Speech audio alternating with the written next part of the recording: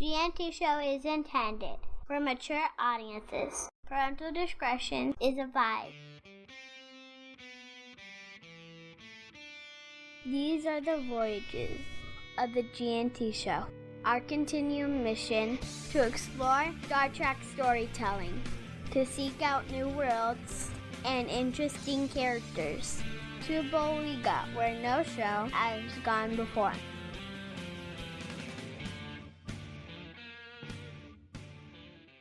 Live long and prosper, bitches. Good morning, everyone. Welcome to the G&T Show, episode 246. I'm Terry Lynn, and today, Gettysburg 7 is covering the Shore Leave Convention for us. So the next in line across the table is our most lovable Klingon, Ceridium. Yo, what's the Kapla? How's everyone doing this morning? Good. And to my right, your left, no longer wearing graduation garb, mind you. Yay. Life has moved on for her. Is Jespa. I had to get it dry cleaned, so I'll be putting it back on in, in a couple of days. on Thursday, or maybe later if I forget the ticket. No ticket, no fee. And off to my right, or who cares? He's sitting on my lap. I'm down the hall.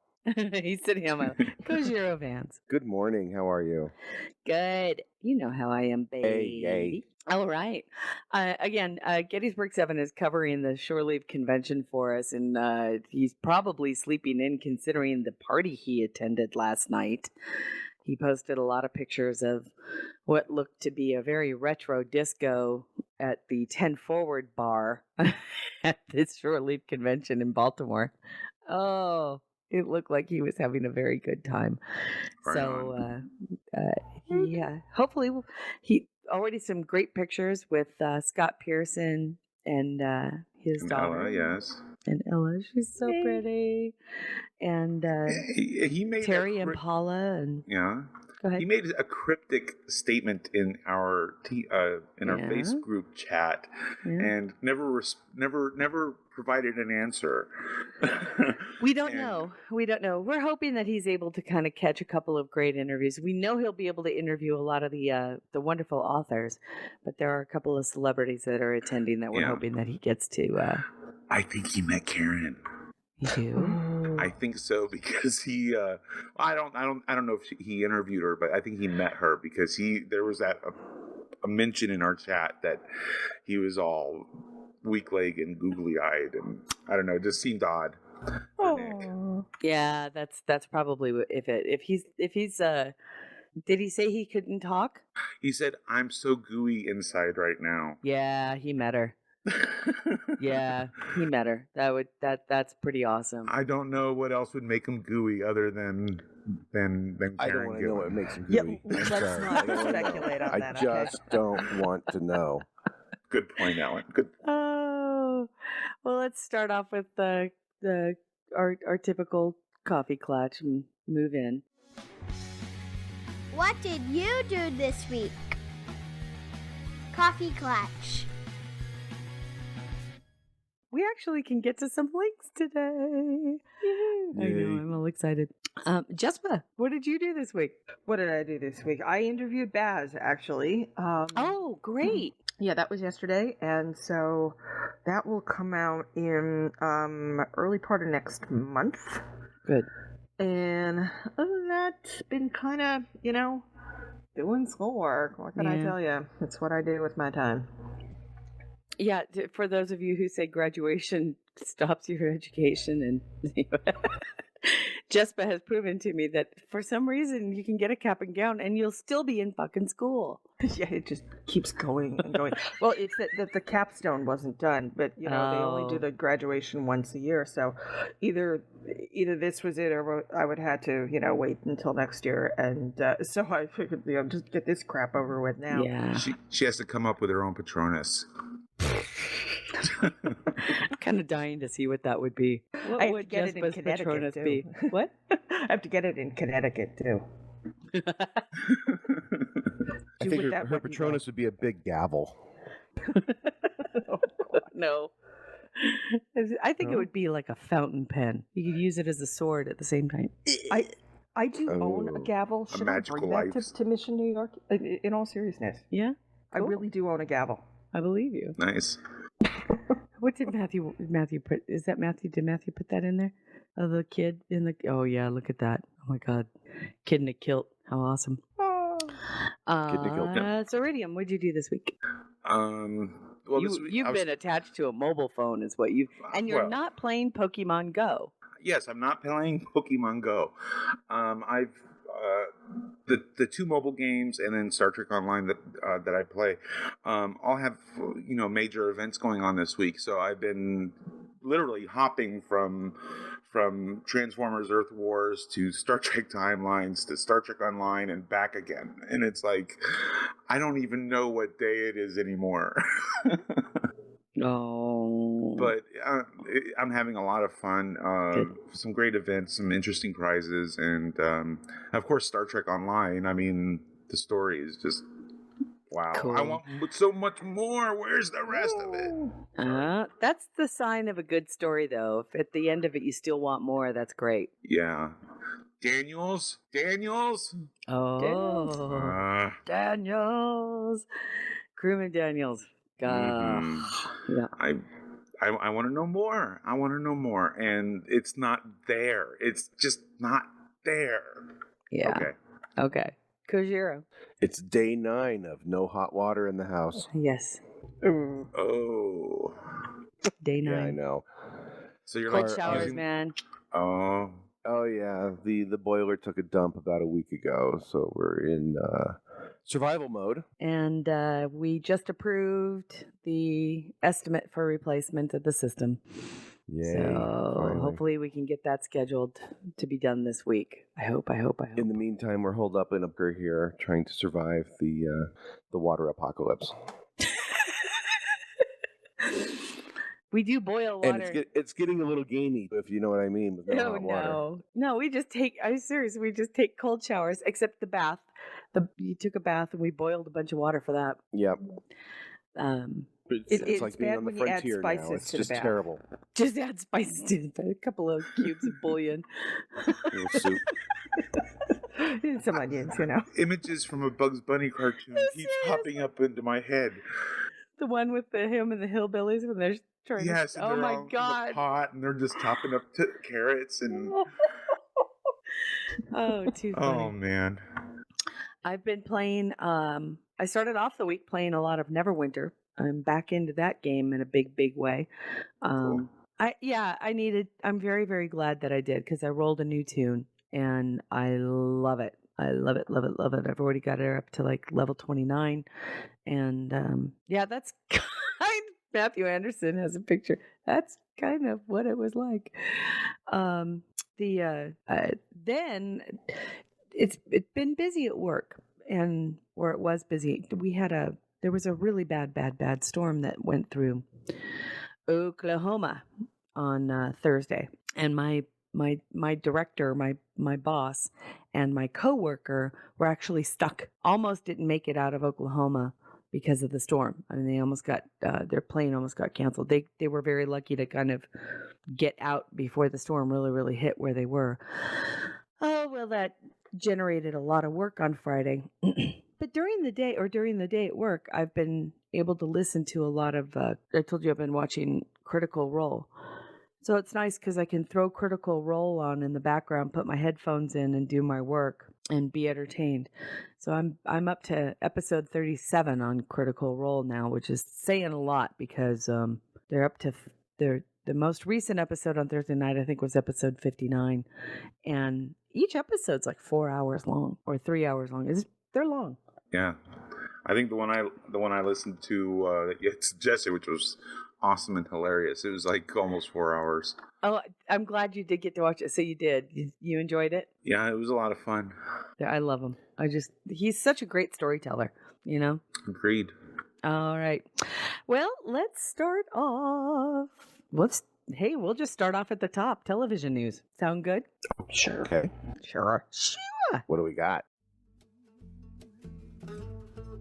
Grab the remote. Star Trek's on. Television news.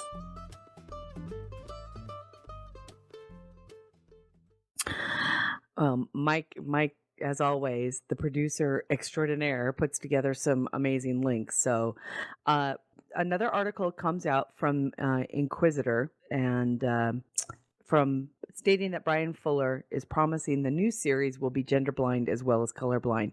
Now, the article is kind of, I don't want to say it's brand new. It's actually kind of a couple weeks old, right, Mike? Yeah, we've tried to get it out. I've tried to get it out sooner, but We were talking about other stuff.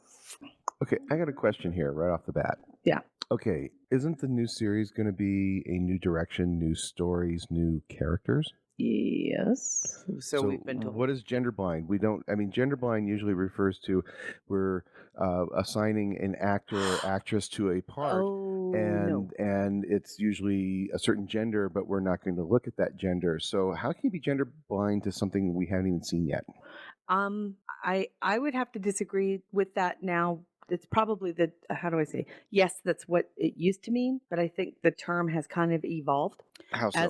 As to the characters may be written one way, but then they're not going to assign a gender to that character until auditions or whatever.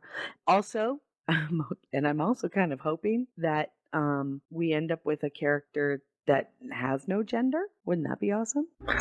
I hope everybody just wears big boxes so we can't tell who's who. And they all speak with voice changers, so they all sound like Stephen Hawking. Oh my! Actually, why don't you just start a whole new series about that? That'd be kind of cool. Engage. Fire phasers. Danger, Will Robinson. Danger. Sign that man up. The one thing that I thought was kind of interesting was that he did say that the serialized story, because that they're going to be on streaming service, also said they can hike up the graphic portion of it, right? That they can make it more graphic. And a lot of people went, "Oh, yay!" He did temper that statement. He said that but Star Trek's not necessarily a universe where I want to hear a lot of profanity either. I agree with him. Yeah. They don't need to drop F-bombs, but a couple of shits now and then wouldn't hurt. Yeah. I mean, we kind of saw that in one of the movies, Data.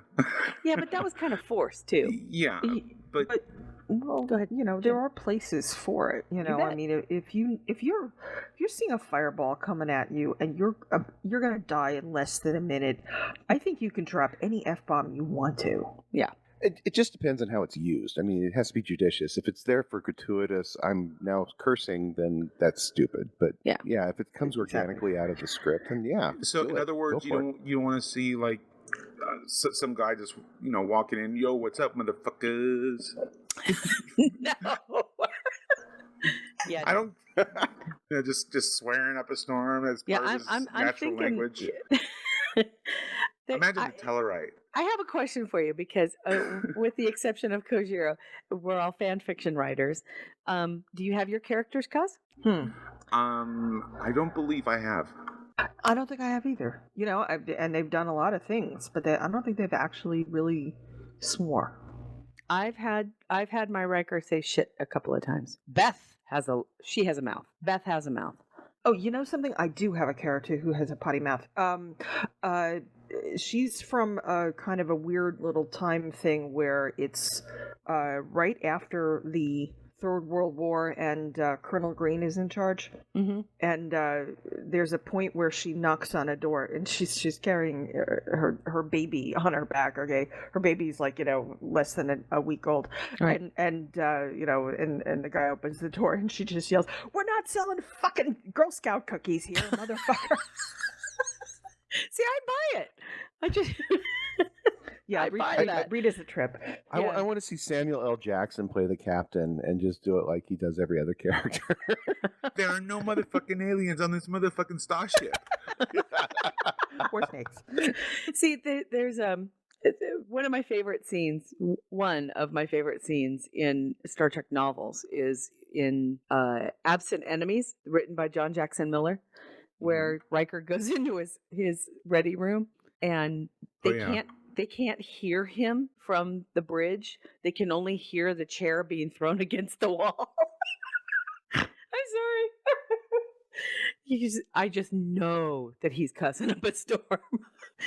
Riker will throw. I think Riker will throw out a shit every so often, especially when he gets tired or See, frustrated.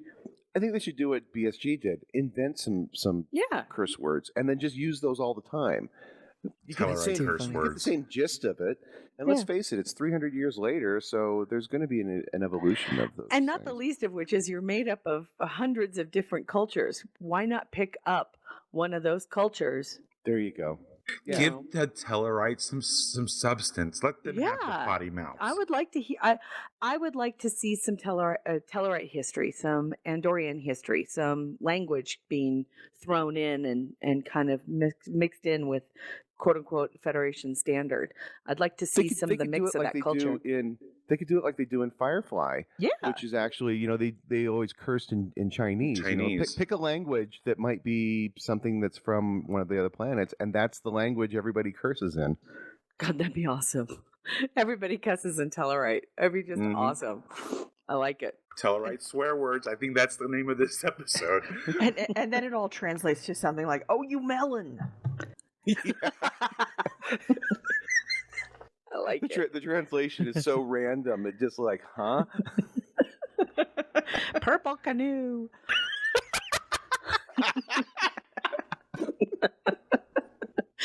Get that purple canoe off my bridge. Oh my god. Oh my god. What? Oh, nothing. I'm just like, What's wrong with that new ensign? He's such a melon. Oh my god. He's such a melon. You are such a melon. Oh, hey, I got a joke from last week's episode. What was that? I have a joke from last week's episode. That's right. Okay. What do Amish hookers do? 10 Mennonite. bum, bum, bum. That was actually on the internet after we Yes, actually it got was. response to that. Apparently we cracked some people up last week. That's too Yeah, funny. I heard the same thing.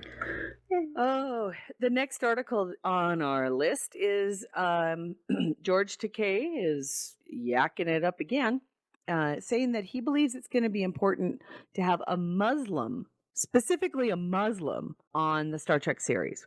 All right. Oh, token. Yeah, that does reek of that. Why? I mean, okay, because you don't have, you don't have a Catholic or a Jew specifically, or a Jew or anything like that. I mean, you kind of have religion as kind of a, it's not even really discussed in. Yeah, so to have something that specific seems very token-like. What I would like to see is somebody of Middle Eastern, Persian descent. I would like to see somebody of that descent have a more major role. If it can be done colorblind, gender blind. Absolutely. Yeah.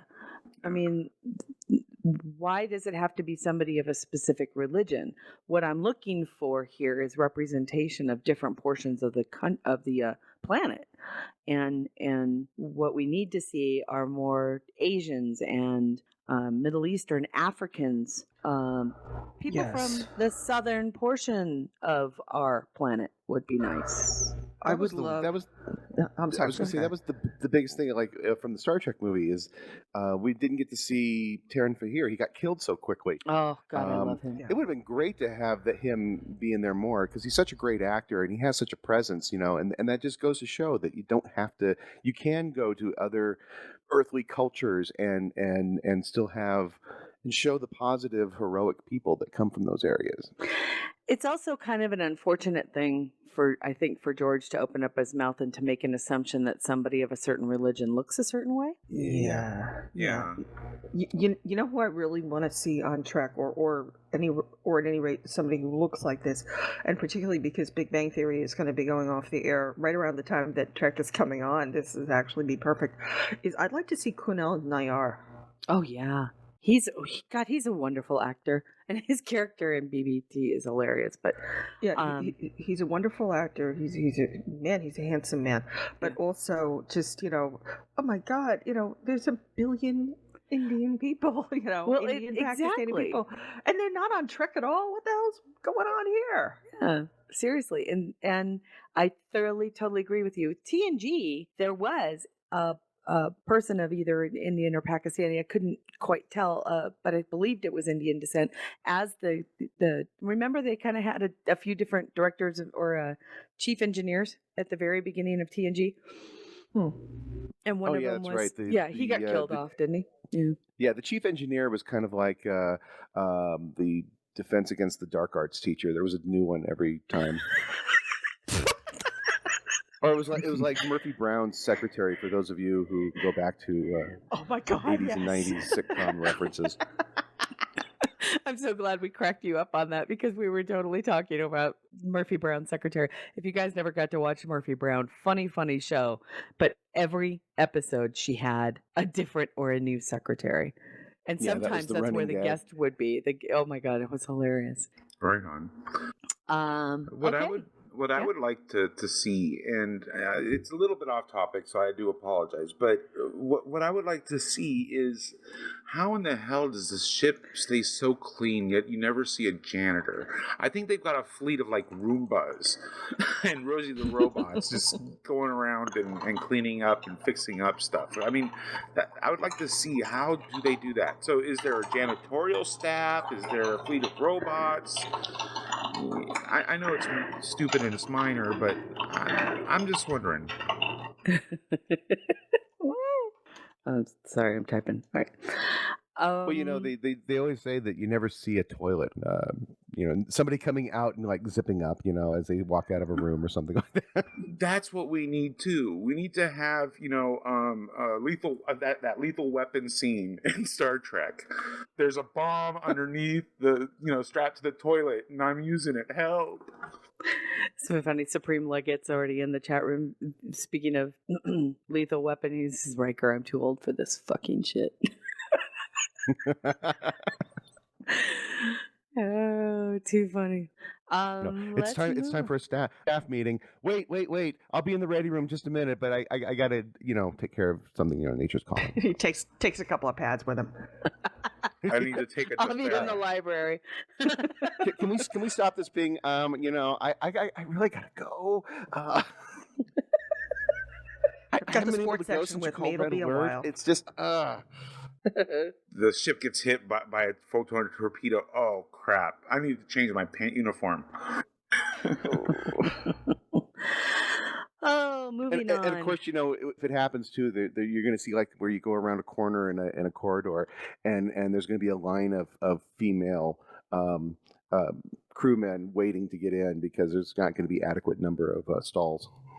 And as they leave, one person has paper on their shoe. Paper. They use the seashells. Ew. What? Oh my God. Have you seen Demolition Man? They don't use toilet paper anymore. There are 3 seashells and they each do something. Ew. Let's move on. I want to know what the seashells do. No, you don't. You don't really want to know. Sorry, my brain just went straight back to Critical Role. I was watching one of the older episodes where and Michael will understand one of the characters in this. It's a D&D game, and one of the characters in the D&D game is Grog. Grog is like this huge Goliath barbarian. He also has a very, very low intelligence count for D&D. His stats are very low on intelligence. So he's just this big, stupid warrior, and he's hilarious. He's just hilarious. Travis Willingham, it's his character. And, all of these guys do the voices, and one of them, he was in this situation. He's in like a royal court. He's walking through a castle through this royal court with everybody else. Everybody else, it's kind of elven. Everybody else knows how to act, except with the exception of one other character, but they kind of knows how to act in a royal court, right? So they're walking through this beautiful royal city, and they're kind of walking back and forth going, good day, good day, good day, good day, good day. And here's Grog in the background, totally mishearing good day from bidet. So he's walking around going, bidet, bidet, bidet, bidet. Everybody's looking at him like, what the fuck is this giant talking about? So it just became a running joke through the whole episode of him walking around going, bidet, bidet. Sorry. Now we know. That's what the shells do, Mike. They're all, they clean you off. All right. Sorry. looked at me up. And Moving on that note, we actually have a couple of general news too, and one of them is up top here, and one of them is down below. What's new in the Star Trek universe? General news. We will start off with an article that came out from 1701 News about our friends over in the UK. Sky Network, Netflix and Sky Network in the UK are currently fighting for the rights to carry the new Star Trek series. Is this what I'm reading, Mike? That is the way that I understand it. Okay. So apparently there's a bidding war to capture the show. So for all of you who are poo-pooing the idea that streaming services and paying $6 a month for a channel is not going to be successful, I can pretty much guarantee you that it will be. If you've got two huge corporations bidding in a war to get that show on their channel because they know it's going to increase their subscribers. That's pretty freaking amazing. They talk about some of the numbers, and it looks like Netflix is has a few more subscribers than Sky One. So I would imagine that probably gives them a bit of an edge. But then again, like you were saying, money talks. Yeah, I mean, if you're kind of trying to compete, if you're Sky or Sky One and you're trying to compete on the streaming level with Netflix and you have a lower subscriber base, it's going to behoove you to throw more money at it in the attempt to build your subscriber base by getting that show. Mm-hmm. Competition's tough, and it's going to be very interesting. So I will be very interested to see who ends up winning this bidding war. And if anything, it goes to show you this is a license, folks. This is how licensing works, right? So they get this license to carry the show, and they get to contract with CBS to buy the show. CBS gets to sell the show, and they make their money. This is also cash up front. This is cash that gets to go right back into making more Star Trek. That's pretty damn cool. Another one. You have to scroll down a little bit. Yeah, I didn't realize I had. No, it's cool. It's cool.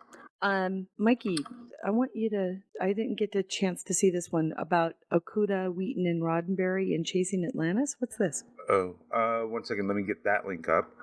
I was going with the other one. Yeah, I want to save that one for last. Understandable. So, just give me a moment to grab this. Cool. Yeah, some interesting news. That is a documentary. Okay. Is it a documentary? Yeah, it's a documentary. Chasing Atlantis. It is about the final space shuttle. So the synopsis for Chasing Atlantis reads as follows. In July of 2011, when space enthusiasts traveled the world to witness the epic closure of the space shuttle era, Matthew Simone began a 3-year journey of discovering acceptance, belonging in himself.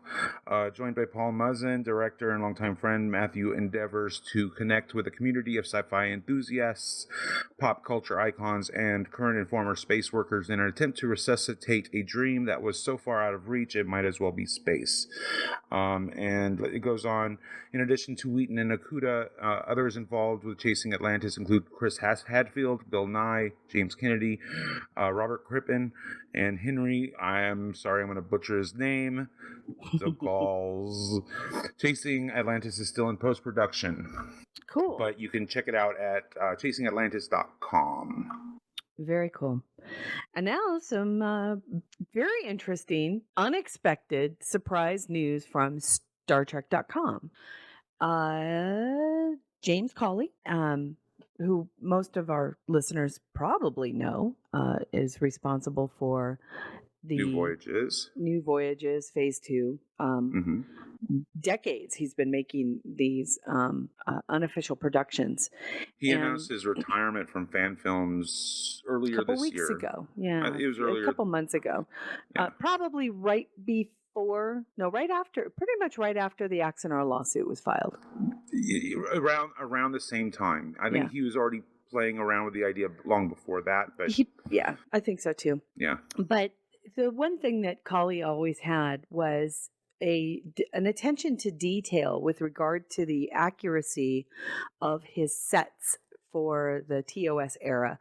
I mean, talk about passionate. This guy he has a pretty much a blog on Facebook about how he has created these sets. He and his friends have created these sets, built these sets with his own money, and they're extraordinary. They really are extraordinary, and they've always been in upstate New York in Ticonderoga. Is it upstate, Janet? Ticonderoga?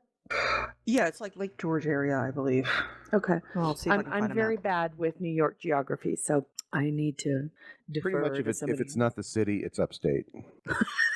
Really?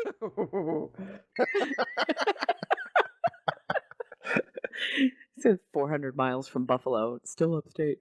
It is relative to the city. City centric, is that what it is? Sorry, we get it. We live in the West, which is pretty much everywhere west of St. Louis, right? The pictures, the thing is, what makes this story so amazing is not just that he's got these sets, it's the fact that he has now become the official TOS bridge set. Pretty much, he has A license. He has a he license. got a license to tour, to have the original series set tour. So He can charge money. He can charge money now to have people come in and tour the sets. And they're gorgeous. You guys have to see these things. They are so true to form, color, structure, Lighting. light, Yeah. everything. They're just amazing. And if you want to jump in and take a tour of the set, you can now do so for a small charge or big charge. I don't know what they're charging yet, but instead of making fan productions, instead of seeing these sets he struck a deal. Yeah. And was able to get CBS to give their blessing for him to allow tours of the sets. And I think that's pretty amazing. I've sent him a message asking him, what's next? Is he planning more sets? Because I would love to see TNG. Hint, hint, hint. Holy crap. Man, that would be awesome. But, Well, I mean, this is amazing. And I would love to see it if I'm ever in that part of the world. Well, now that he has a license and he can, maybe so, Yeah, maybe I he mean, can actually he make this could into a actually- little bit of an engine to be self-creative then and do that. So Yeah. maybe. I mean, fingers crossed. And I know that it's causing kind of a kerfuffle with some of the fandom with regards to fan productions, but you have to remember he's not making a film here anymore. Yep. He's not Yeah. making a television series. He's not making a film. And he paid for this right. Although there's somebody out there who says he wouldn't be where he was if it wasn't for this individual who likes to hone in on everybody's Yes. business. Yeah. Yes. Yeah, right. All right. I don't really care. By the way, if you want to go to Ticonderoga, New York, which is where the sets are, they are in New York. Obviously, they are. It's straight north of Saratoga Springs. It's pretty much on the Vermont border. Okay. Oh, okay. And not too terribly far from the border with Canada, which I think that's Ontario. So just FYI, probably if you were going to fly to the area, I would say you might want to go to Burlington, Vermont, and then rent a car. That would be my guess. And so Vermont is close. Ottawa, not quite so close, but doable. When you get Montreal's to probably pretty close. Maybe when you get to Syracuse and Watertown, it's not that it's so geographically far, but I think the roads aren't too fantastic. So just FYI, and obviously if you go during the winter, it's this is where the lake effect snow is. But I'm sure it is a beautiful, beautiful area. This is really close to the Finger Lakes. So if you've got family who aren't quite so into trek, I'm sure that they could take a day trip to Burlington or into the countryside, and I'm sure it would be gorgeous. So FYI. The chat room provided a link to the website as it's well as a $22. price. Okay. Yeah. Thank you very $22. much. Hey, that's to support that that beautiful, beautiful set. God, that's great. So congratulations to James. I know that it's just a culmination of a lot of very, very hard work by a lot of people, not just you, but I know that it's gorgeous. It really is. So yay, you can go see the set. I'm just glad that they're going to be available. It would have broken my heart to see them stricken, it would. So I'm glad to see that they're going to still be around. Next, let's go to, do we have any semantic shenanigans? Uh-oh, you're in trouble. Semantic shenanigans.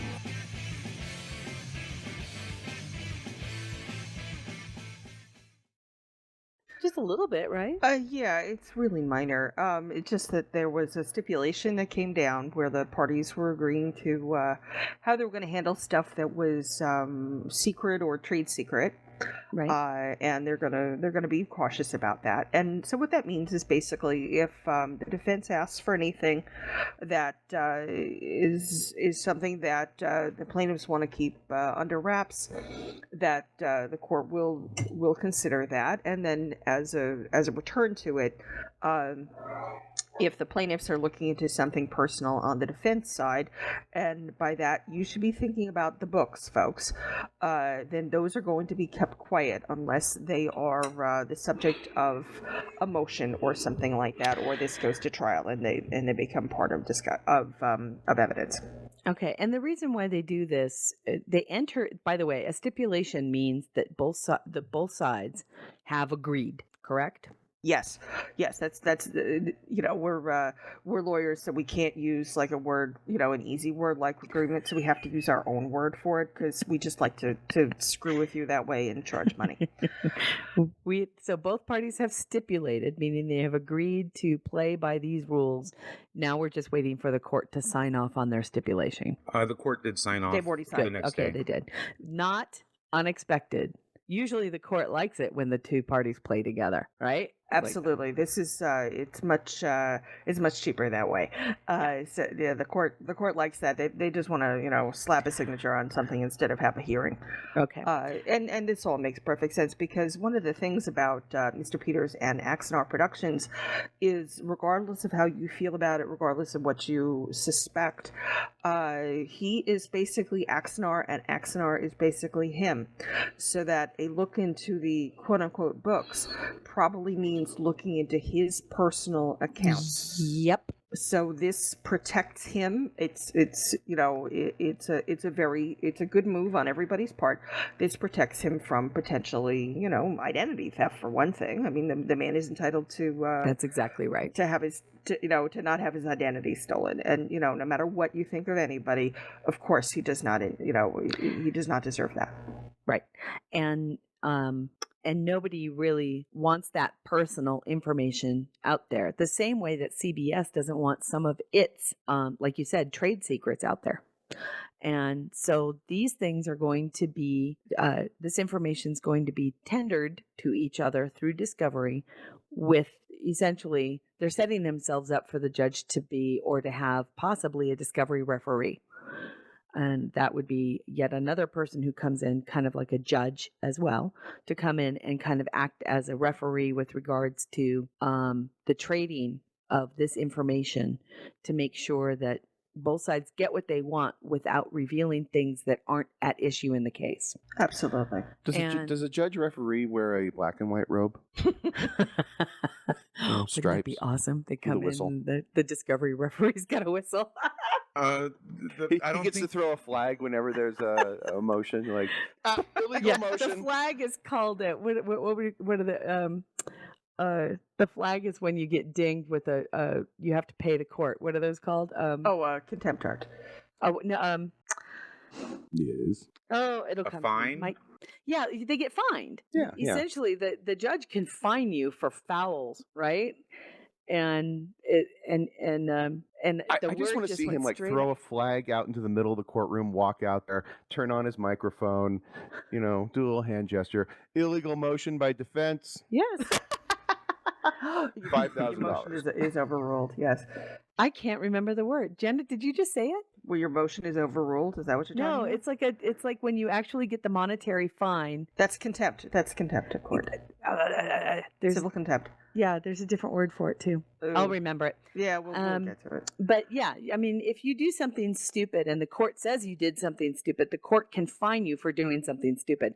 They can fine the attorney actually for doing something stupid. It would really have to breach an order, however. So yeah, you get contempt, but it's not like you get thrown in jail contempt. You just get a monetary fine. And let me tell you, attorneys don't like to have to tell their clients they got fined. Yeah, because they have to. They can be pretty hefty. So that's the thing. It's now they're going to be trading information off the record from the public record. So they're going to be trading this information. We're not going to see it. Kind of not expected. I mean, totally expected, not unanticipated. And go ahead.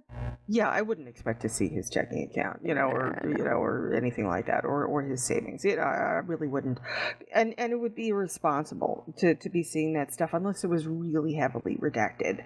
So yeah, the only thing we're going to see about this is if it becomes part of a motion. Right. The only thing that kind of bothers me now is the idea that maybe all of this was done through his personal account when it never should have been. That would bother me. Yeah, if there's commingling of funds, then there's a lot of other problems here, and that's part of what Discovery is trying to ascertain, I'm sure. But because he's Axanar and Axanar is him, it's, and I don't really want to go on a limb and speculate too much here, but it wouldn't shock me if there wasn't a 100% perfect separation between the two, and because it's very easy for that to not, to not be, for there to not be a perfect separation when you're in a corporation and it's a one-person corporation. It's really easy for that to happen, and it shouldn't, but it does. It's pretty typical. Yeah. Okay. I think that's kind of it as far as the Axanar case is concerned, right? Yeah. Yeah. It's been pretty quiet, which is kind of nice. Yeah. It has been. Leaves me free to interview Baz. To interview Baz and do schoolwork. Excellent. And do schoolwork, which never ends. On the heels of Semantic Shenanigans, we have a little bit of news with regards to unofficial productions. I made something Star Trek. Unofficial productions. Mike, I'll let you take the lead on this. We all kind of watched it this week, and holy crap. It was amazing. Where did this thing come from? Well, I had mentioned it a month or so ago. It debuted at FedCon. It did, okay. In Germany. And it's German language with English subtitles, but the story is pretty damn good. And by the way, we're all talking about an amazing, we're putting the link in the chat room and in our show notes. It is a fan production that was made over the course of 7 years. 8 years. According to him. And it totally makes sense considering how intricate it is. It's about an hour long, and it's called Star Trek Enterprise 2, The Beginning of the End. And it is a German language fan production using action figures. Yes. Diamond Select action figures, actually. Yeah. Think of it being like Robot Chicken, but without the jokes. Yes. Yeah. Without deliberate jokes. Without the deliberate jokes, right? Right. It was awesome. It was an extraordinary piece of fan film production. A fan make even the special effects were high quality. The starship battles. I mean, they use CGI for that, and I mean, it was amazing. And as I was watching it, I wasn't distracted by the action figures. No, I was the story had pulled me in, and I was I wanted to know. It just goes to show you how well Star Trek works in an animated format. Yeah, and it was really well done. I mean, it as I said earlier, it is German language, and there are subtitles, so you do have to read, but. It was amazing. Yeah. at the beginning of the story, I had a little bit of a problem. I was trying to. It almost seemed as if they were referencing other stories that maybe other adventures that this particular crew had gone on prior to this. Mm-hmm. So I was a little bit lost, because it seemed like there was more to the story that I wasn't getting, and because I hadn't watched anything that had come before. So with that caveat, it's still a really good story, going in. So check it out. Definitely worth the hour.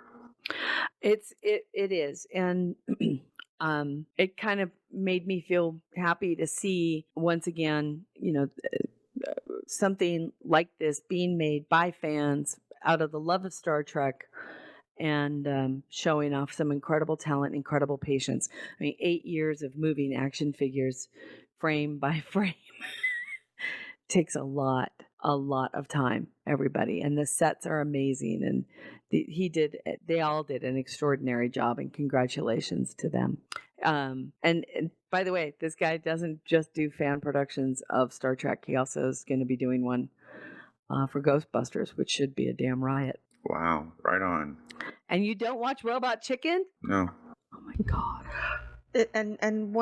Another thing about this production is, yes, it required a lot of work and a lot of patience, certainly, but it's also something that could be done within the fan film guidelines. Would obviously have to be a shorter story, but it's not impossible. The budget certainly would be a lot lower. Mm-hmm. You'd be dealing just with voice actors. But to a degree, and we need to make that very clear, the budget for crowdfunding would need to be lower. If he decided to spend $250,000 of his own money, he could do it. Exactly. If you take something out of your own accounts, nobody's going to stop you. It's really just that they're trying to watch the crowdfunding. Exactly. And the other thing is to not use professional voiceover actors. But other than that, something like this could absolutely be done within the guidelines. It could slide in real easily. Right. Well, this had been created, started 8 years earlier. So I believe JVC had said that, anything that's currently in production, which this obviously was,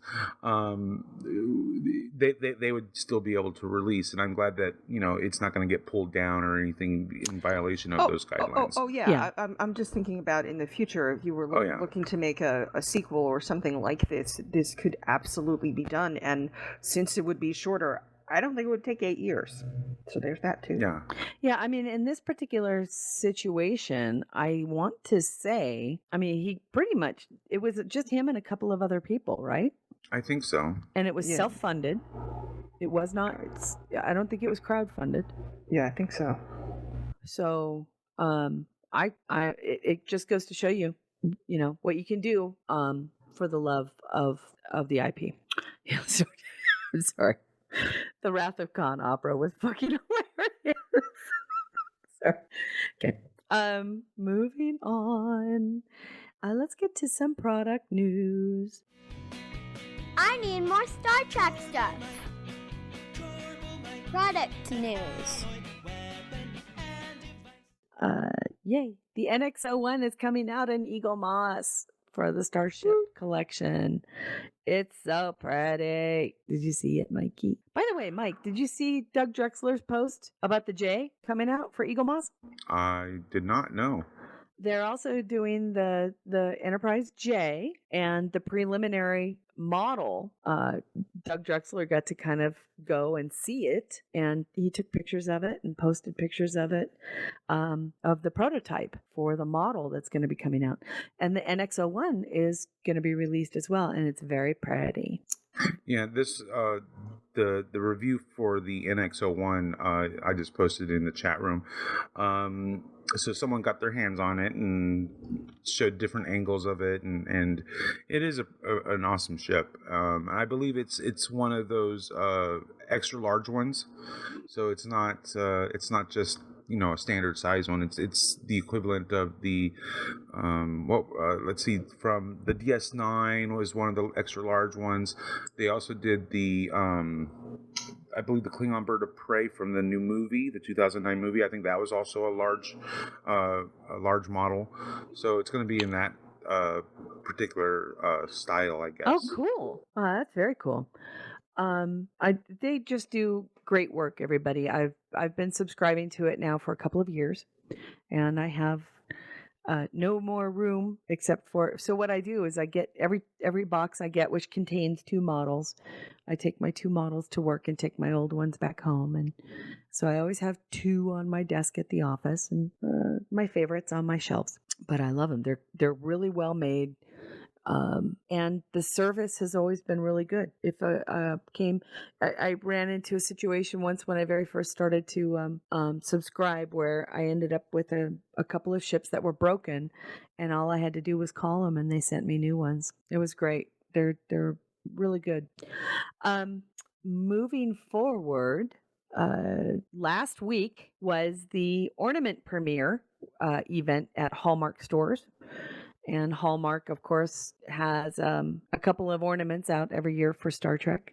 And this year's no exception, where, the battle royale of any TOS episode becomes that year's Christmas ornament. And this one is hilarious. The salt vampire from the Man Trap is attacking Kirk, and that's got to be one of the funniest, most awesome ornaments ever. This one has extra special meaning for me because the Man Trap was the first episode of Star Trek I remember ever seeing. Really?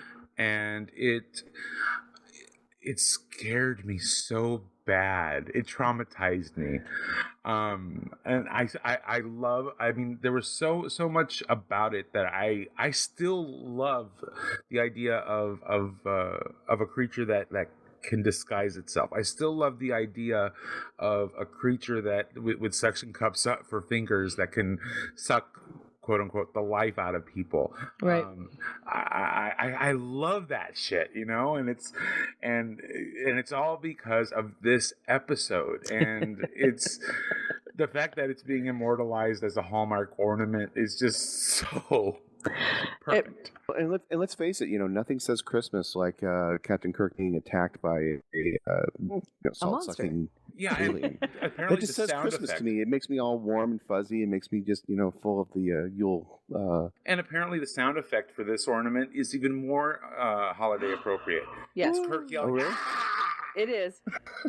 We have it. Nice. We went Right to on. the premiere. We went to the ornament premiere at our local Hallmark store last weekend to pick up the ornaments, because let me tell you, the 50th anniversary ornaments. Let's put it this way: we got there. The store opened at 10 o'clock in the morning, and we were there at 10:30, and the shelves were And I already grabbed the last empty. one. Yeah, we I grabbed the last one off one. the shelf. So yeah, they're very, very popular. They're very, very collectible. The new Enterprise for the 50th anniversary is the original Enterprise, and it's all gold, very pretty, and it also has lights that light up and everything. So we got that one as well. Those are it, I think. Oh, and the extra special Star Trek ornament this year, which is the one that was behind the desk, was the Chekhov ornament. So those are very limited in the number that they made. So yay, the Hallmark. But that just cracked me up, because I think last year was last year the Gorn, or was last year the Kali-Fall fight between him and Spock? Good question. I think it was the Kirk Spock. I think it was too. And then the one before that was the Gorn attacking Kirk. They just our Christmas tree is filled with Kirk torture, pretty much. Which I love. I blame I see a Kevin new theme. Dillmore. You believe what? Kevin Dillmore. Oh yeah. Sadist. All right. Good news for our beer drinking Trekkie friends this year. Our very good friends over at Federation Brewing. I think that's Schmaltz Brewing, which has a relationship with Federation Brewing, right? Mike, how does that work? Do we know? Federation of Beer has the license, and they subcontract They other subcontract the small Schmaltz. Yeah. brewers to kind of come up with their own beer, their own take, I think, and they kind of market it underneath themselves, kind of like what Bad Robot does with artists. Right.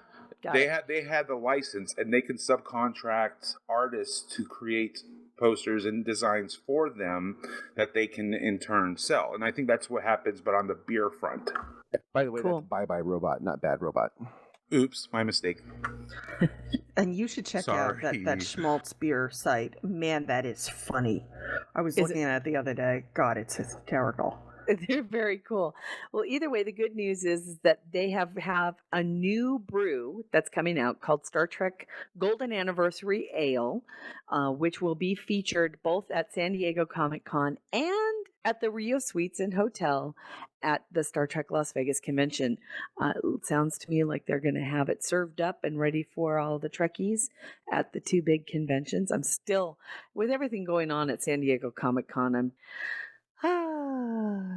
I'm sad, but for those of our friends who are going to be there, please take a lot of pictures for us, please, please, please.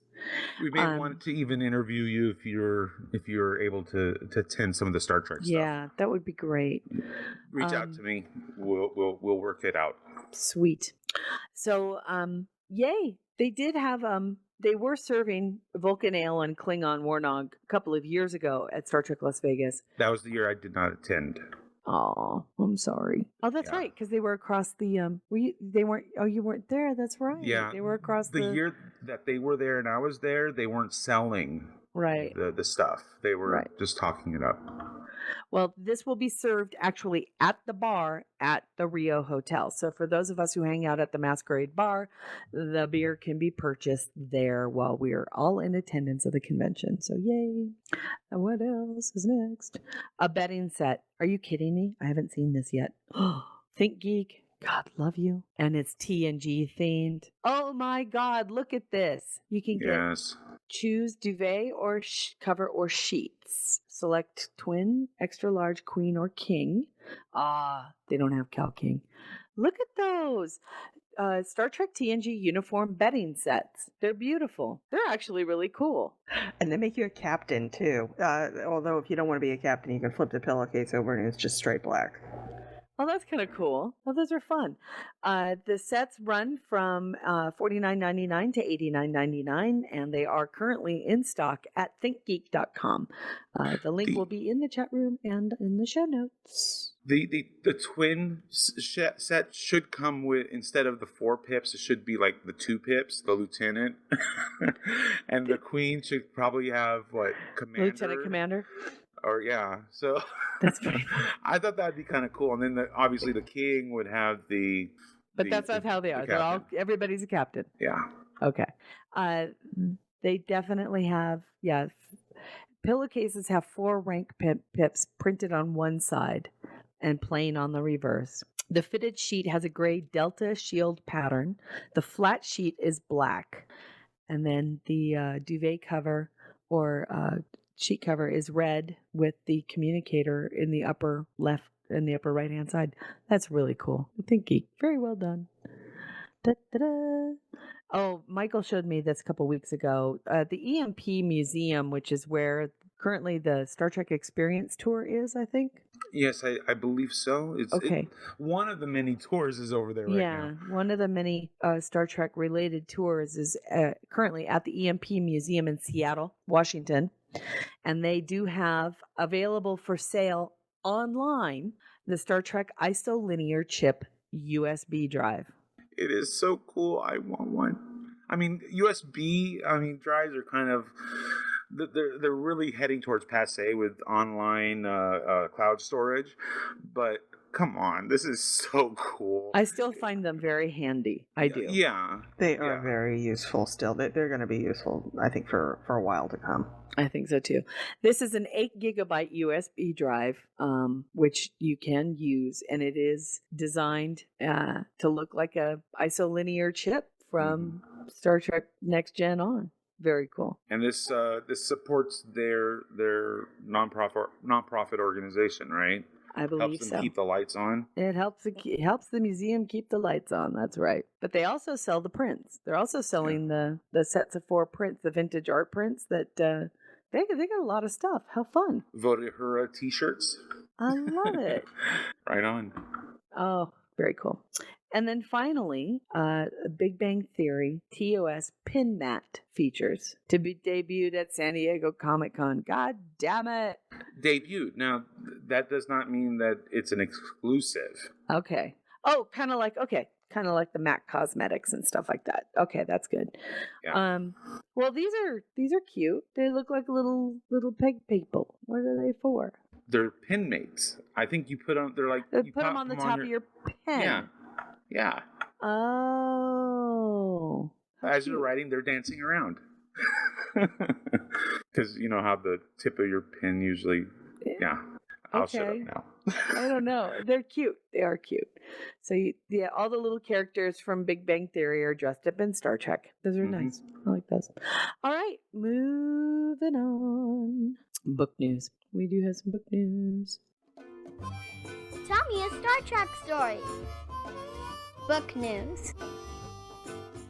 Thanks to our friends over at the Trek Collective again. If you guys don't follow the Trek Collective and their page to get the latest when it comes to the book news, please do so. We love them. We really do. They're good peeps, keep everything up to date, and never falter. Really, they're always there. So they keep us up to date with all of the comics and nonfiction updates, and as well as fiction. Everything. They cover everything. And now they're reporting on what looks to be the re-release of the Star Trek Classic UK comics, as well as the wonderful new e-novella written by Paula Block and Terry Erdman called Star Trek Deep Space Nine's Rules of Accusation.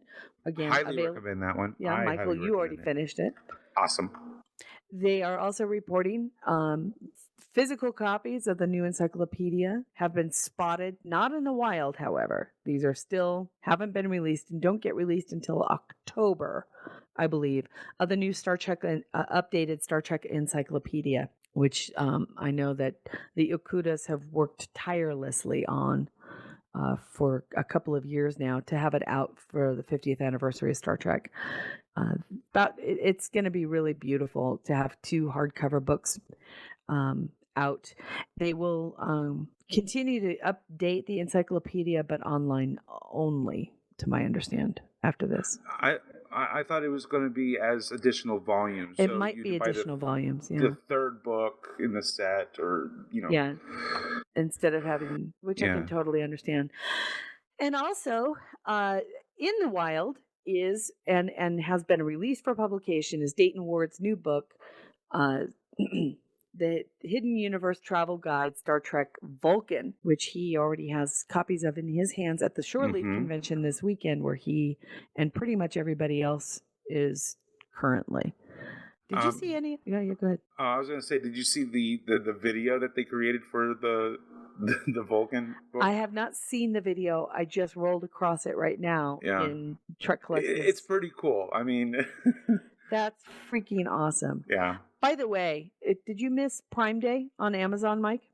I didn't. I did not miss it, but I didn't do anything with it. I didn't even go look. You didn't even look. You were probably smart. Right now, I'm trying to focus on STLV. That's where my good for you. The good news is, for me at least, and for us at G&T Show, I was able to pick up quite a few things for our giveaways at Star Trek Las Vegas. Nice. Without breaking the proverbial bank. And but one nice thing on Amazon's Prime Day that a lot of people may not have seen, but was pretty amazing, is the Star Trek Stellar Cartography book that was done by Larry Nemechek and everybody else on with the maps and all of that beautiful book set. It usually runs on the retail price is like $75. It usually runs about $50 at Amazon.com. On Prime Day, it was $25. Ooh, nice. Yes. So we are going to have one of the Stellar Cartography books available for a giveaway at Star Trek Las Vegas. Yay! Nice. So all you got to do is come down to our booth. Come see us and get a ticket. Yes. And get a ticket. Last year we gave away a ton of shit. Yep. And not figurative shit, not like actual literal shit. I mean, come on. Stuff. People. The word is stuff. Yes. We're giving away a lot of stuff. lot of good stuff, and I was surprised at some of the people, at some of the stuff we gave away, and some of our friends, that they walked away with very, very happy. I think Jake Galloway in the chat room was one of our winners. It's not going to be any different this year. We've got a lot of really cool stuff. We have a lot of great books. We have a lot of new products, 50th anniversary products. CBS has promised us a box of things to support us to give away, which I thought was very kind. Again, we don't know what's in the box. They don't deliver it to us until the con, but hopefully it'll have some cool stuff in it too. But I can tell you that we've got the new Star Trek Trivial Pursuit to give away, some books. Nice. A set of all of the 50th anniversary special edition magazines. So like the new Time, Newsweek, Entertainment Weekly, USA Today, all of the special That's interesting. Yeah, one-time special productions of those. Some golf sets, some neat items. The TOS golf sets, the ones that the club head covers with the golf balls and the divot tool and even better. Right on. Yeah, really cool stuff. So again, thanks to our friends at CBS and thanks to pretty much Alan too. You're welcome. I'm glad that he knows about it. Or did he just find out? No, he knows about it. Right on. Are you kidding? The dining room is What? full. Huh? What? It's kind of hard for him to miss. The dining room is full of stuff we have to take to Las Vegas to give away. The dining room is now the staging area for the con, and it is just full of stuff. It's full of stuff. So excited. Cannot wait. So at the con, there's going to be everything will be very slightly redolent of roast beef and mashed potatoes. Yes. Yeah. Yes. Patchouli. We actually follow the keep the aroma liquor of in there. dinner. It's going to have more of a scent of scotch and whiskey. Ooh, well, that'll bring Dayton in. So, I shouldn't have said that. Keeps him coming back. But doesn't he prefer vodka? That's true. He does. Yes, but it has no scent. That's true. And although, God, now I want a screwdriver. There is one more book in book news. And I'm looking at it now. This is actually kind of cool. From Titan Magazines, the creators of the official Star Trek magazine, is a book out now called Star Trek The Movies, Volume 1 is out now and covers pretty much the first, I'm assuming 3 movies. Or is it all the way, does it include, it's not just JJ verse, right? Oh, it's all. Okay, so it covers the Kelvin timeline and the original movies as well. That's kind of cool. Right on. Neato. So you can pick that up through titancomics.com, and that's titan-comics.com. Available for $19.99 in the US and $25.99 in Canada, and looks like about the equivalent in British pounds for the UK. Excellent. Right on. Holy crap. More movie news? Lots of movie news. Let's watch a Star Trek movie. Movie news. Tons of movie news. What's that? Tons of movie news. Yeah, which really doesn't surprise me considering the movie comes out next week. Although a lot of our friends have already seen it. How have they done that? Well, some of our friends are also in the press. Oh yeah, that's right. Oh yeah, I forgot about that. No, I don't recall getting my invitation to come watch the movie. I know, fuckers. But now, I'm assuming there is a review embargo? Actually, people can talk about their impressions, but they're not allowed to reveal spoilers. However, the Engage podcast, their latest episode, Jordan, in the title, it's a spoiler alert. So, I have not listened to it. I will not listen to it until after I get to watch the movie on the 20th. But if you're wanting spoilers, check out the Engage podcast. Apparently, they're talking no holds barred. Wow. Very cool. Well, I have to say, I'm hearing some pretty positive mumbling, which is nice to know. And Yeah. we'll see. I mean, we don't get to see it till next week, but yay. So Simon Pegg expanded on his comments regarding the revelation that the Sulu character is gay in the films. And There's a quote in there that I thought was really, really well said. 1 second, let me find it. About the fact that they chose Sulu because of George, or the fact that he just really says that he's a different Sulu than the one that George played. Which, Yeah. I think that was it, and it was towards the very bottom. That was pretty much it. That was pretty much it. It was the fact that this isn't the same Sulu, but again they had done it in honor of George, but nonetheless this isn't the same person that right. Like you were saying last week. So yeah, it's a different universe. It's a different universe. If George Takei wants his Sulu to be straight, then he's straight. The fact is, John Cho's character's gay, and they're two different characters. They're really not the same character. It took a while for me to really deal with that, but it's true. They're two totally different characters. Well, everything that happened after the Kelvin, which includes all of their births. I would even venture to say that the universe was different before that. And you want to know why? I'm not sure how. Because Kirk was fucking born in Iowa.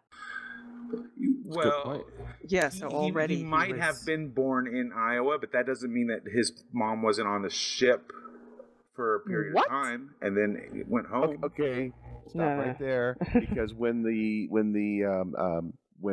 Nero shows up in the movie, that's allegedly she's when everything went basically different. like in labor right then and there. She's already in labor. Damn. Yeah, she's I have screaming her head off. I think it's already an alternate universe. I think it's already an alternate universe, and that makes everything fine for me. To me, everything that Paramount does occurs in a different universe, and that's cool. Absolutely cool. I don't think it changes. I don't think they have anything in common. I think they're a completely different universe. I hate, that's why I'm calling it the Kelvin universe. I don't call it the Kelvin timeline. So there. So stop losing your shit, folks, because it's just like the mirror universe.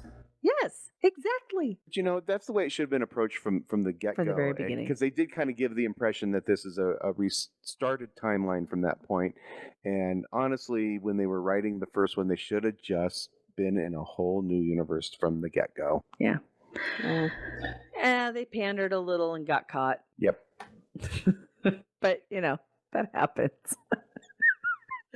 Wait, you mean a JJ property that didn't think out everything and thought they would just go do with whatever they can to make people happy at the moment? And yeah, that never happens. A wonderful little update, or not even update, but a nice little vignette on the making of Rihanna's Sledgehammer video. Sledgehammer being the quote unquote the official song for Star Trek Beyond. And before again anybody panics about a song with lyrics being in a movie, usually these songs are the first songs heard in the credits, but they're still official songs that can be awarded an Oscar. Really, that's what this is about. You throw a song up there so you can get something that might be looked at for an Oscar. And it's usually the first song that plays at the end credits. If it appears in the film, it'll be probably in the background. So don't forget, score is different from soundtrack. And we've all been told that this song will be in the soundtrack, not necessarily in the score per se. So there you go. I love the song personally. I think it's awesome. What's this dub smash, Mikey? Well, Marvel, the Agents of S.H.I.E.L.D. and Agent Carter, they kind of had this competition going back and forth where they did some dub smashing. They lip sync short video clips. Well, somebody apparently Star Trek, the current actors, they also love dub smashing. So they recorded several videos, and someone had compiled all of them together for your viewing pleasure. And I have to say, seeing Cho and Yelchin, the scene with them together, that was pretty cool. It's pretty funny, very silly. Yeah. What? Yeah. This was an interesting article that Alan and I were talking about last week, where the actor who plays the kind of big, gruff Security character, officer. the security officer that we first see in the first film, everybody calls him Cupcake because I think that was his line. Yeah. Yeah. He, of course, was surprised to find out that he's continued to live. His character has continued to live through all 3 films because apparently in the he last was movie, dead. Last Go ahead, movie, Mike. he was filmed in some death. He had a death scene. Yeah, he was actually died killed. in the That it was last cut. movie. Yeah, but it was cut, and so he actually didn't even know the scene was cut until he saw the movie he was with his girlfriend or wife, and they went to go see the movie, and he had already told her that he was going to be offed in the movie, and then it didn't happen. And now they're saying, and now they brought him back. The actor has been brought back. So even though they filmed that scene, he waited for the DVD to find out if maybe it was a deleted scene, because that's like semi-canon, you know. So he waited for the DVD and checked the deleted scenes, and he wasn't dead there either. That's funny. So, well, he's back. In the next movie. He is back. He is in Beyond. So that's awesome. He's the red shirt that keeps dying. So this is what I think would be fun.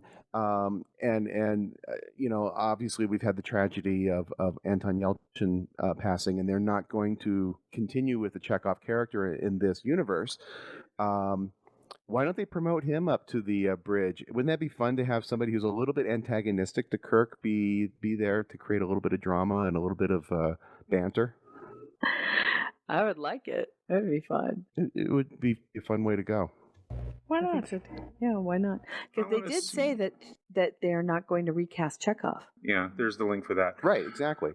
I still would like to see an Arex. Wouldn't that be from cool? the animated series? Yeah, they could do it. Or just some character that's, you know, CGI would be kind of interesting. Give us an alien-looking alien on the bridge. Yeah. Mike, you can put the link into the chat room, but I'm not going to jump into it too much. TrekMovie.com's article about the overwhelmingly positive initial reviews and opinions coming out about the movie. We kind of touched on that already. Yeah, but I wanted to talk about something real quick. One of my friends, Janice, I can't think of her last name. She was also at the premiere, and she sat down with George and Ross over at Super Geeks. Oh yeah. I was also in attendance during that interview with her, and it was very interesting to see some of the things that she had to say. And she did tell me that it is a film that she would definitely see a second time. That's wonderful news. So that is some good news. That the new film is repeatable or rewatchable or nice, able to see it again without very kind nice. of feeling, yeah. Interesting news. J.J. Abrams did say that a 4th Star Trek film is very likely, which we kind of knew because they already had Pine and Quinto contracted for it. Yeah, and the Chinese already financed most of it. Pretty much. So it was pretty much a given. But and does anybody think that this might be the same company that's looking at purchasing Paramount Pictures? Don't know. Not sure. Bad. I didn't even know that it was up for sale. Oh yeah, Viacom's looking to dump Paramount pretty bad. But I'm just confused why JJ is chiming in, because as far as I've understood, he's pretty much left Star Trek behind. Personally, he probably has, but he still owns and is still the main guy at Bad Robot Productions, which is still contracted to do Paramount Pictures films for another year. But didn't they also subcontract it to somebody else? For Beyond they did, and I think the company also has the next film. Yeah, but subcontract means he's still responsible for the subcontractors, right? Yeah. But it's like, to me, it just seems phony. I mean, it's just like he's trying hard to keep himself attached to the film. JJ involved in something that he doesn't really know anything about? That never happens. Yeah. God. Hey, as long as the writing is, if the writing is good, then I'm all right. I'm hearing good things about Beyond, which was co-written by Simon Pegg. I was not thrilled with what Orci wrote. I wasn't thrilled with Lindelof. I wasn't thrilled with them as writers for Star Trek. I'm not thrilled with them as writers at all anyway. I happen to think that what they write for, they just don't have an original idea in their body as far as films are concerned. I didn't watch Lost because it annoyed me. And although I did like Sleepy Hollow, but they don't really write for it. They just produce it. So I don't know. Our chat room, I had posted a link or reposted a link from our chat room earlier. They had said something else that JJ said. Apparently, Chris Hemsworth is going to be in the next film. I'm confused. Well, it could be flashback. Yeah, that would work. I hope it's not alternate timeline, alternate future. Never know. I don't know. You never know. It'll probably be Never know. flashback. It'll be flashback. Flashback I can handle. Except he's a lot bigger now. Whew. Sorry. So my brain went somewhere else. Yeah, we'll see. We'll see. But it just, I just found it a little confusing there for a moment. Behind the scenes B-roll footage from Star Trek Beyond. TrekNews.net picked this up. What's this? Control. It's a little short video that shows them just hanging out, having fun, and behind the scenes stuff. There's definitely a scene in there with Cho and Yelchin again that just totally. Yeah, it was very cool. So check it out. I mean, it doesn't really spoil anything, but it does give you a look at some of the very elaborate aliens that they're introducing in the new film, and it's very cool. Some of the aliens are so unique, so intricate. But most of those are at the end of the film, so definitely worth checking out. Excellent. And again, we won't go too much into depth on this, but you can put the link in the chat room if you already haven't. I think you already have. About the fact is that an announcement has been made that the role of Chekhov will not be recast in light of Anton Yelchin's death. And I think that pretty much every Trekkie on the planet went good. Don't you think? I don't think any of us really wanted to see that role recast after his death. It wouldn't have been. I don't think it would have been right. You can move somebody else into that position. Which kind of tells me something. That tells me that he's not the character that dies in Beyond. Spoiler. As we know, one of the characters does die. And we know for sure that it's not Spock and it's not Kirk. Right. Because they already signed contracts. Now we know that most likely it's not Chekhov. Which... So Bones, Sulu, which we hope they don't because that's so tropey, and Uhura are remaining. That would be interesting. So, not to say it would be great, but it'd be interesting. We'll have to wait and see. I mean, find out next week. Star Trek, I'm moving forward with convention news, by the way. Okay. Which there's a lot of.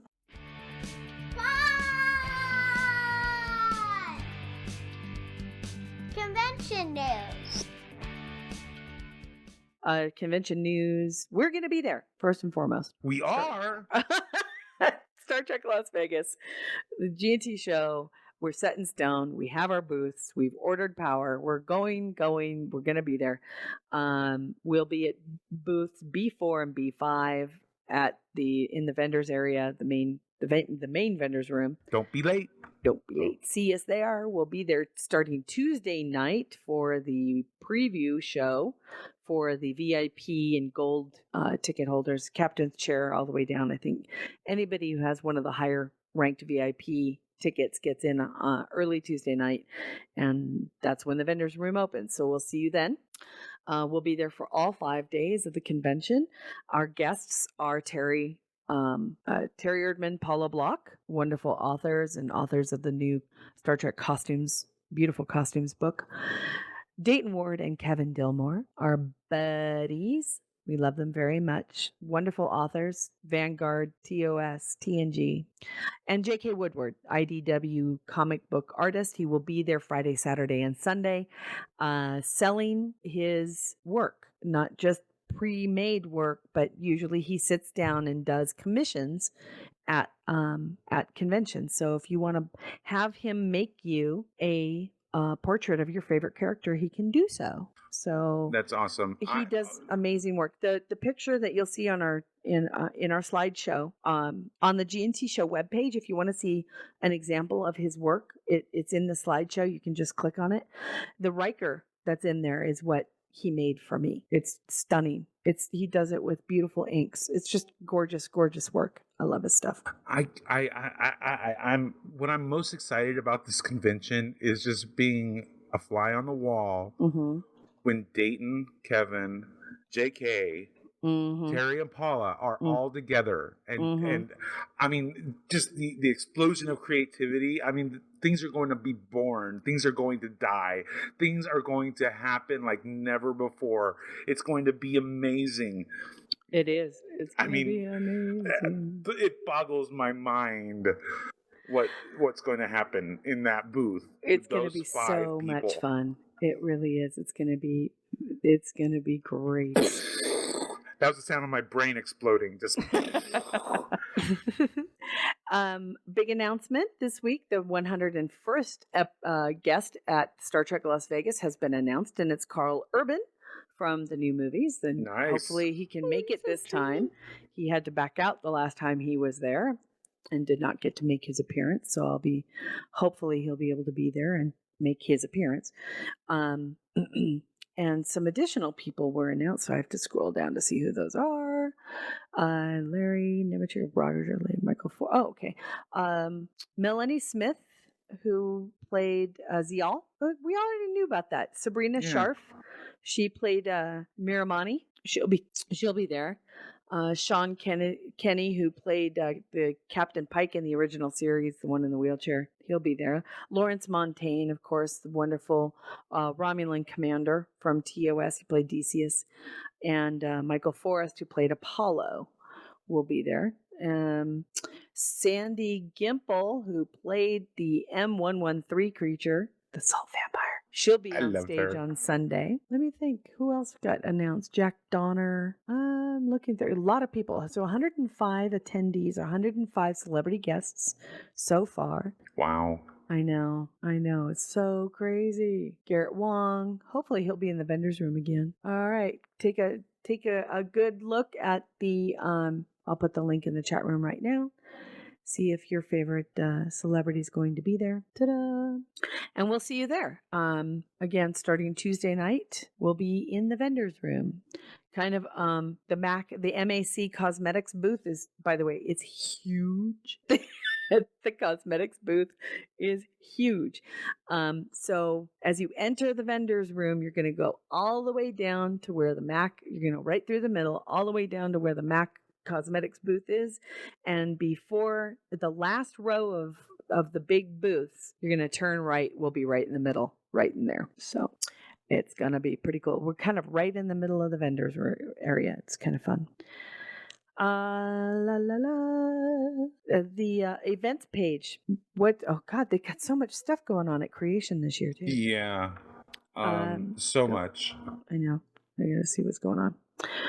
That got updated. Special presentations will include a J.J. Abrams film discussion, so Kelvin Universe discussion, Mission Log podcast.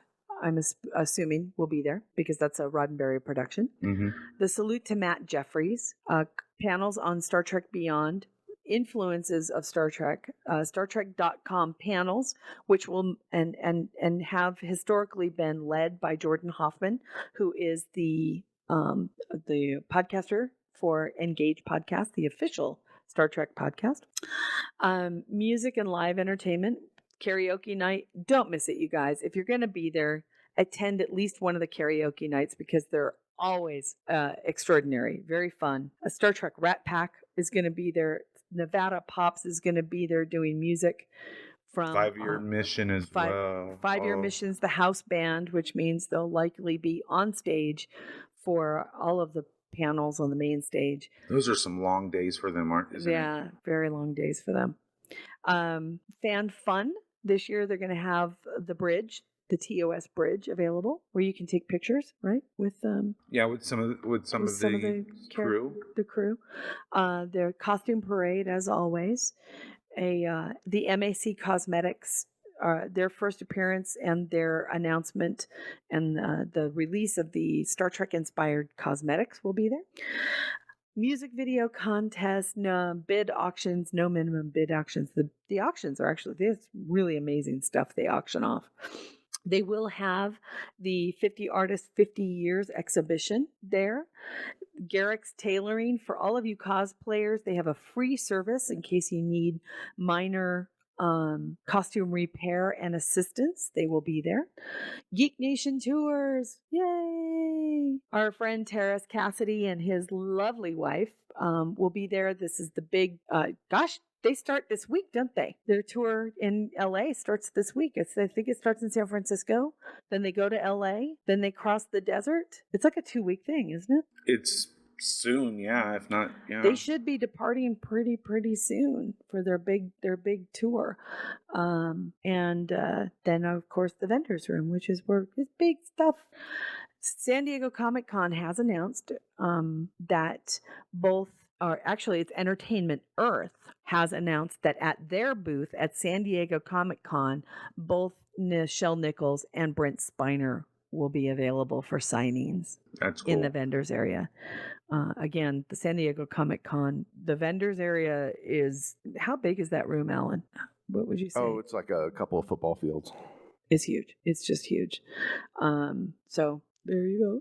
And then our friends at CriterraCon. Adrian, our lovely friend who comes and plays with us here at the G&T show every so often, is starting a very small kind of side convention, hand in hand, and kind of hand in hand with Star Trek Las Vegas. And it's not to interfere with the Star Trek Las Vegas convention. It's kind of as an adjunct set. It's a small little mini con going on mostly during the off hours in the Rio Hotel. She's kind of got like a big suite and some really amazing and very fun projects for people to take a break from the Star Trek stuff if they want. They've got RPG games going, board games going, a lot of wonderful projects going on. I'll be doing a podcast production late Saturday night, where we'll be discussing podcasting and having hopefully a bunch of our friends who do Star Trek podcasting there, including Elio and the Priority One people. We'll see if they're there, and we'll see what we can do.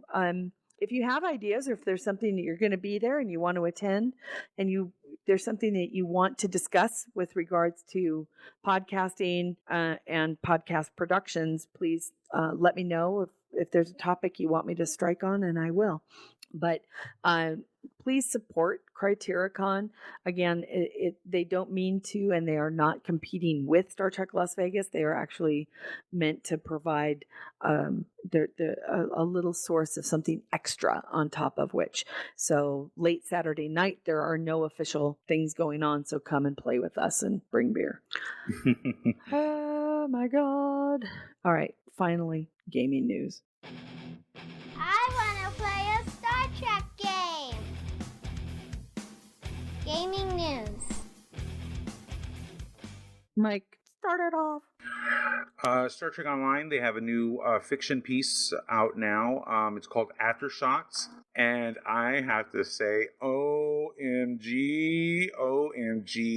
Yeah. I think we are seeing the first stages of how Lita got her groove back. I mean, how she became Empress. Oh. Mirror Universe Lita, that is. And let's just say the current Emperor is very unhappy with her recent performance. and let's just say she's in a bit of trouble. And you know what Lita does when she gets in trouble, right? She rips back. your eyes out. That's right. She rips your eyes out. Oh, very cool. I didn't know that. Very good story. I really enjoyed it. I didn't see a credit other than Laughing Trendy, so I'm going to blame her for this wonderful story. So check it out. Very, very cool. The Kelvin. Now, what's the giveaway? The Kelvin Admiral uniform? Kelvin Admiral uniform, and this is next weekend, so they're giving you a whole week to prepare. Okay. So this is Star Trek Online, everybody. Yes. So, apparently it's the Kelvin Admiral uniform as seen in 2009 and in Into so they're just giving it away. Yeah, it's free. All you got to do is log in. You don't have to do anything special except log in and get it. Yeah, from 9 a.m. on 7/21 to 10 a.m. on 7/25, which is beyond release. You know, the release time period for Star Trek Beyond. So all you got to do is log into the game, go to the C Store, grab it. It'll be in the promotions tab, and it's account-wide unlock. So you only have to claim it once. Yep.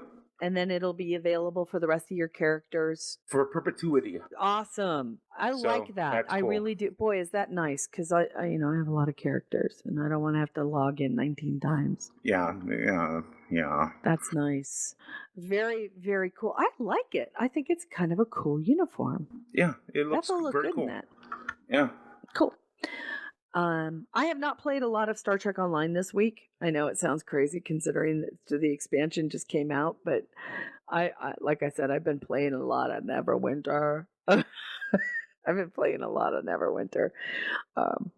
don't know what happened to me. I just got into it again and I was like, oh, this game is much more fun than I remember. There is a lifetime subscription sale for Star Trek Online, which I highly recommend everybody. I've been a lifetime sub holder since before the game launched. And to say that it's paid itself over a bazillion times over, I still, of course, buy lock boxes and stuff. But the veteran rewards are really cool. They're now available for $199.99. Part of the perks that you get are all of the lifetime subscriber benefits that go with it, including the veterans rewards. That includes like the 1,000-day subscriber reward. You don't have to have been a subscriber for 1,000 days to get that reward anymore. You just buy the lifetime sub holder. It's yours. And it's yours, which is cool because I've been playing for a lot longer than 1,000 days. You get the ability to get into the captain's table, which they still need to find something unique to do with. I'm just saying. Yeah. But you do get, I think, 500 Zen a month. Yeah. Yeah, you still get that 500 Zen reward a month, which can buy you something really nice every month. Or you can save it up and buy something awesome. A little later. You know, like ships or whatnot. Yeah. I have like I said, I have a VIP account that I don't touch, and I kind of now have, and I haven't touched it I haven't touched the Zen in it in years. And I think I have 20,000 Zen now. Nice. I can do something with it. I think you can buy the new expansion. I was going to say, I might be able to get the new expansion pack now. That's kind of cool. Because those ships are very, very cool. Speaking of those ships, there was a confusion or some questions that people had regarding the new cruisers. And I highly suggest that you kind of go in and take a look at the stats that are available on the website with what those cruisers do. There's a set of battle cruisers and another cruisers that you can switch the skins on. Yeah, the 26th century, you can apply the classic TOS. 23rd century skins on. I had a problem with the 26th century ships, and I had to contact support to get help. Oh. But my issue, I had claimed all my ships when I first rolled my character. And they give you all the ships, the 21st century, the 31st, the 26th century, the 31st century, and the 23rd century all at the same time. And I was like, oh, great. So I went through and I deleted all the ships except the 23rd century. Huh. I could not figure out how to reclaim the 26th century ships. I could not find them anywhere. The 31st century ships have a bundle pack in the store that you can reclaim. I could not find one for the 26th century ships. After contacting support, they said they're there as individual ships. So after scouring through the list, lo and behold, there they are. But yeah, so just wanted to point that out because I had some trouble locating those ships once I finally hit, Okay. VA. So okay. Our wonderful listener and friend PF Dennis in the chat room wanted me to remind everybody too that if you buy a lifetime subscription, part of that lifetime sub holder benefit is 8 Foundry slots, and that comes with it. Is it the lifetime subscription, or are you talking about the Temporal Agent pack? The Foundry slots come with the lifetime subscription. Okay, but what he's talking about now is he can't buy the Temporal Agent pack with Zen. Oh, he tried. That's true. That might be for now. I think they make parts of it available through the Zen store, so it's just probably a matter of time, if not already. Okay. And then finally, announcement made by Timelines. Yeah, this is in the wrong place. This should have been up in the Con News. But it's game 2. Star Trek Timelines has a great presence at Star Trek Las Vegas. They have a booth, as does Star Trek Online. Don't think that they don't. Star Trek Online will be there. I have no idea what they're going to be bringing this year. Yeah, they haven't really announced anything yet. By the way, I still have codes. Cool. For the previous giveaways. So nice. If you're a Star Trek Online player and you still haven't gotten your Leda Doff or your Dr. Bridge Officer, sweet, you can stop by our booth. I have codes I can give away still. So I don't know what Star Trek Online is going to be doing, but Star Trek Timelines has announced that actor John Delancey, who plays Q, of course, and does the Q voice in Star Trek Timelines, will be at their booth. Yep. Which is pretty damn awesome. And I've heard rumor that they will be giving away something unique and exclusive, at their booth during the convention as well. So I'm excited. Very cool. I don't know what it is, but I'm excited. You don't know what it is? I don't know what it is, but I'm excited. I want good. You shouldn't know. It's a surprise, damn it. Cool. Well, dear God, it was a lot of news, and a lot of news we haven't been able to get to before, and I'm very glad that we were able to get through the whole damn list this week. Right, Mike? We got through it all. Holy shit. First time in I can't remember when. It's been a long time. We've been putting off and we've been editing but there's been a shit ton of news. I think it's the first time this year that it's happened. You're right. Well, that's because there's been no Axanar news and we didn't have a 50 for 50 today. So, that's right. What's your favorite episode? GNT shows 50 for 50. Next week's 50 for 50 information, Alan, please.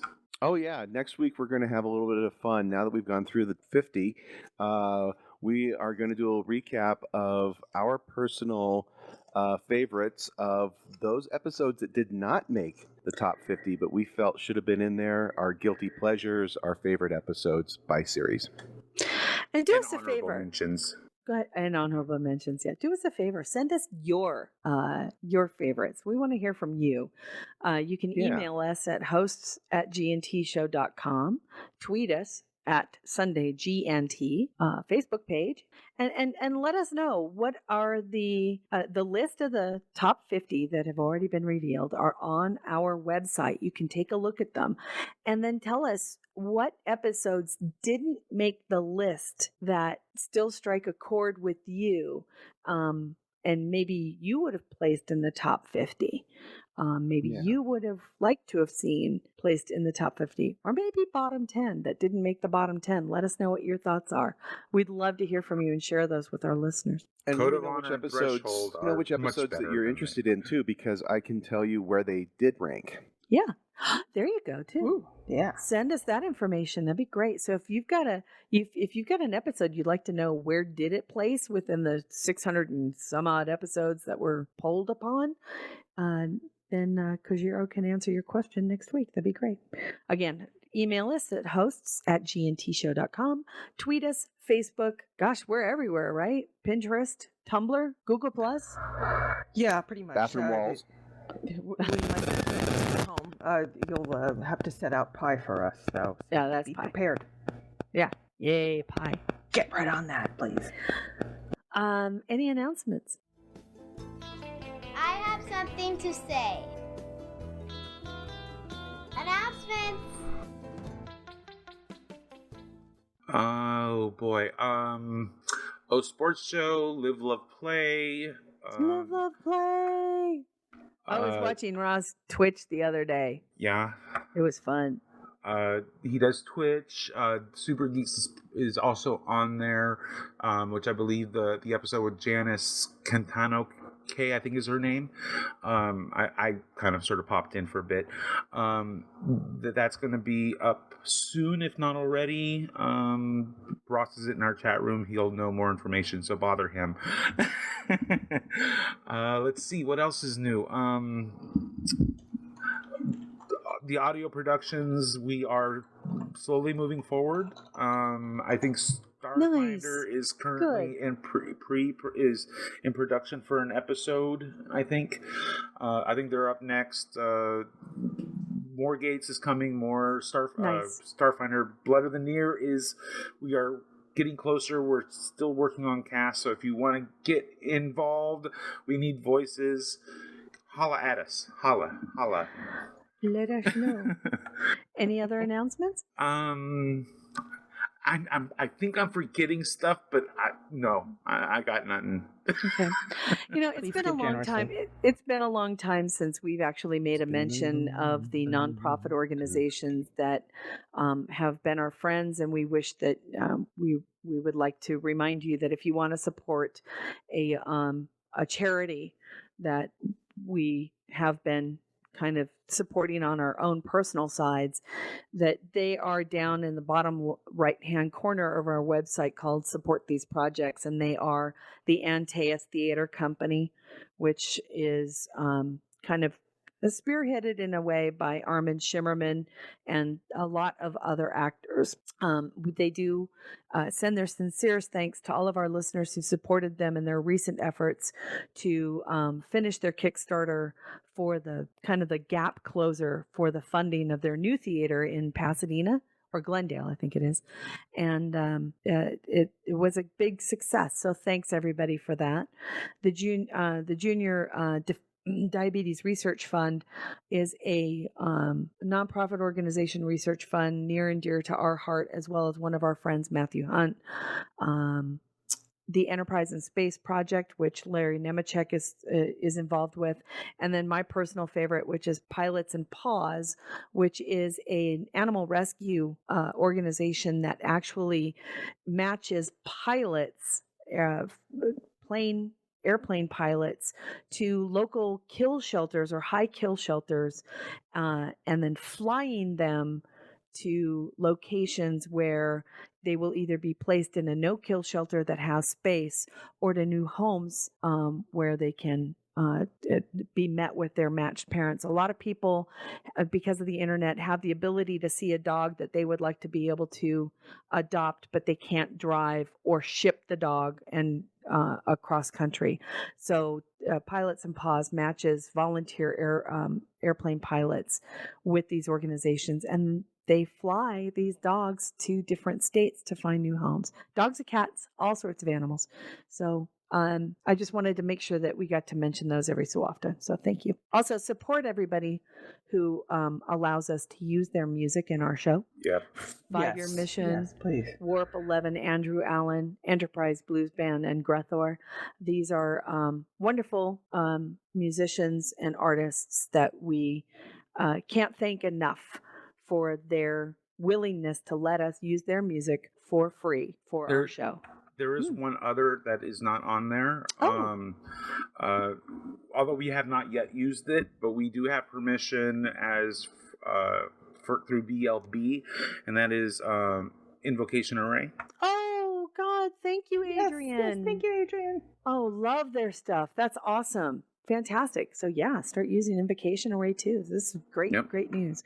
Some BLB productions are already or are gearing up to do so. So yeah, pretty awesome stuff. Yeah. We don't have sponsors per se. These are people who are allowing us to use their music to make our show better. And in doing so, we want to make sure that you know that their music does exist, and we ask you to support them if you can. So thank you. That's kind of it for this week, unless anybody's got anything. No? Nope. Awesome. Next week, join us for episode 247. Yes. That's kind of cool. It is July 17th for Michael Henneman, by the way. Oh, yeah. 2016. By the way, just so he understands, the reason why we number the episodes, it may not play as much, but it goes right in hand with what I watch on like other web streaming things. I listen to an episode. I know it's episode 36. I want to listen to the next one. It's episode 37. I don't really particularly care when they recorded it. I'm just telling you. It's there. Plus, the date is kind of posted on the blog post. Yeah, that's true too. All right. But we do this to give him a hard time. So We do. We gotta love him. Don't worry about it. Pain in the ass. Me? And that's kind of it. Thanks, everybody, for listening, and join us next week. Until then, live long and prosper. Thank you for listening, and Joel on True on behalf of Nick. Oh, kapla! Sorry, excuse me. Forgot the KNG 365. Music for the GNT show is provided by 5-Year Mission, Enterprise Blues Band, Warp 11, Andrew Allen, and Grethor. The GNT show is a BLB production. Move ahead, walk back to 10. Put a mini skirt on my old man. Represent the human race. And we make space a happy place. To boldly go where no man's gone before. I think I've sang that line once before, but I'm not too sure. We'll be so happy, can't you see? A zero-G community.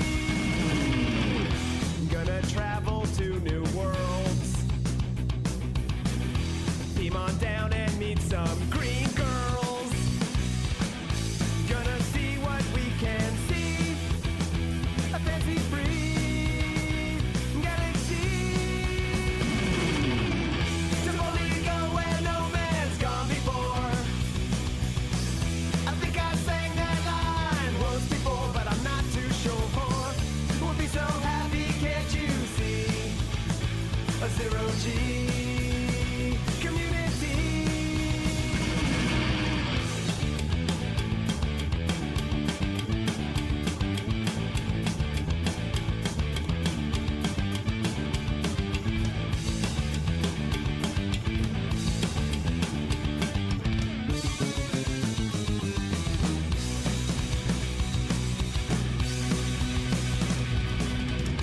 Come and take a tour with me.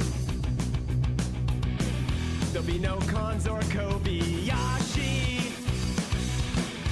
Gonna travel to the end and make new friends with aliens.